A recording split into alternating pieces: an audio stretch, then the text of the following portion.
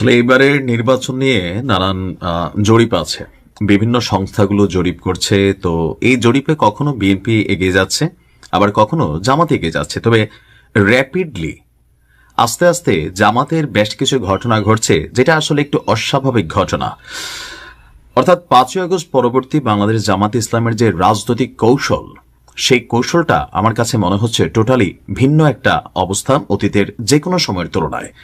যেমন ধরেন অমুসলিম শাখা খোলা বা অমুসলিমদের মধ্যে তাদের যেই জনপ্রিয়তার কি বলা হয় যে ধরেন মাপকাঠি দাঁড় করানোর চেষ্টা, বিভিন্ন রকম সুযোগ সুবিধা, বক্তব্য বা যাই হোক সবকিছু মিলিয়ে ভিন্ন এক অবস্থান আমরা দেখলাম ত্রিপুরাতে।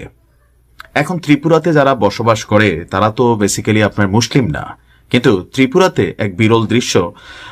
আমার দেশ পত্রিকায় একটা ছবি এই মুহূর্তে জামাতের নেতাকর্মীরা খুব শেয়ার করে ভাইরাল করেছেন যে ত্রয়োদশ জাতীয় সংসদ নির্বাচনকে সামনে রেখে খাগড়াছড়িতে 11 দলীয় জোট মনোনীত জামাত ইসলামের প্রার্থী অ্যাডভোকেট ইয়াকুব আলী চৌধুরীর দাড়িপাল্লা প্রতীকের সমর্থনে মারমা এবং ত্রিপুরা জনগোষ্ঠীর উদ্যোগে বিশাল গণমিছিল অনুষ্ঠিত হয়েছে। এখন ত্রিপুরা এবং মারমা যারা, তারা কিন্তু ধর্মীয় ভিত্তিতে তারা মুসলিম না, যদিও এখানে বিএনপিরও একটা শক্ত ঘাঁটি আছে, কিন্তু মানে এরকম প্রচারণা বা গণমাধ্যমে ফোকাস হওয়ার মতন জামাত ইসলামের ছবিটা এই মুহূর্তে ভাইরাল। গতকালকে 4টায় খাগড়াছড়ি গেট এলাকা থেকে গণমিছিলটি শুরু হয়ে শহরের চেঙ্গি স্কয়ার এবং শাপলা চত্বর প্রদক্ষিণ করে মুক্তমঞ্চে গিয়ে এক সমাবেশে মিলিত হয়। ত্রিপুরা ঐক্য ফেডারেশনের আহ্বায়ক চন্দ্রীনাথ ত্রিপুরার সভাপতিত্বে সেখানে আপনার বক্তব্য রাখেন জামাত ইসলামের যিনি প্রার্থী আছেন তিনি, আর বিশেষ অতিথি হিসাবে বক্তব্য দেন তাও মারমা ঐক্য ফেডারেশনের আহ্বায়ক লিসি ত্রিপুরা, জেলা জামাতের আমির সহ আরো বিভিন্নরা। সমাবেশে এখানে যেটা বলা হয়েছে যে দাড়িপাল্লা যদি বিজয়ী হয় তাহলে এই পিছিয়ে থাকা পাহাড়ি জনগোষ্ঠী যারা আছেন বা এই যে বিভিন্ন কমিউনিটিগুলো আছেন তাদের সকল সম্প্রদায়ের শান্তি, নিরাপত্তা, সম্প্রীতি তারা এখানে নিশ্চিত করবে। এমনকি বক্তাদের অভিযোগ যে রাজনৈতিক বক্তব্য যে 54 বছর আওয়ামী লীগ, বিএনপি জাতীয় পার্টি ক্ষমতায় থাকার পরেও পাহাড়ে আসলে শান্তি ফিরিয়ে আসেনি। সো এই শান্তির দায়িত্বটা জামাত ইসলাম নিতে চায়।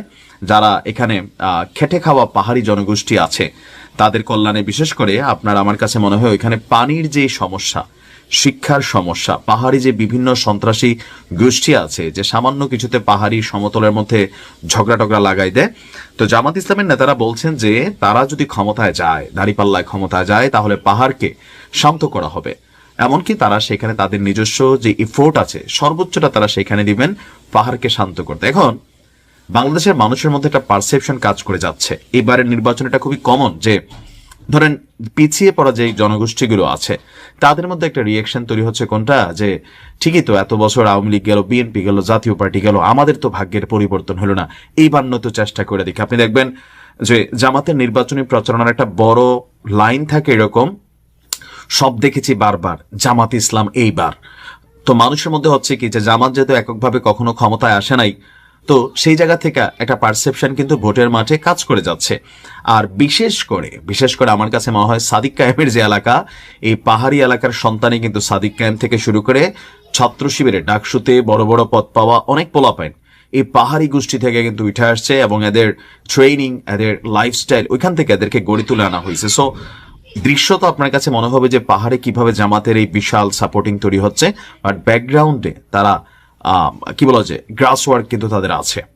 এখন দেখা যাক কি হয়। আসলে যত বড় সমর্থন তত বড় যে ভোট তাও না, কারণ বাংলাদেশে যেটা হয় নির্বাচনের আগের দিন বিরিয়ানি খায় হাজার হাজার মানুষ, ভোট পরে পরের দিন 200, এরকমও কিন্তু বাংলাদেশে ঘটে। এখন সময় বলে দেবে কি হতে যাচ্ছে। আসসালামু আলাইকুম।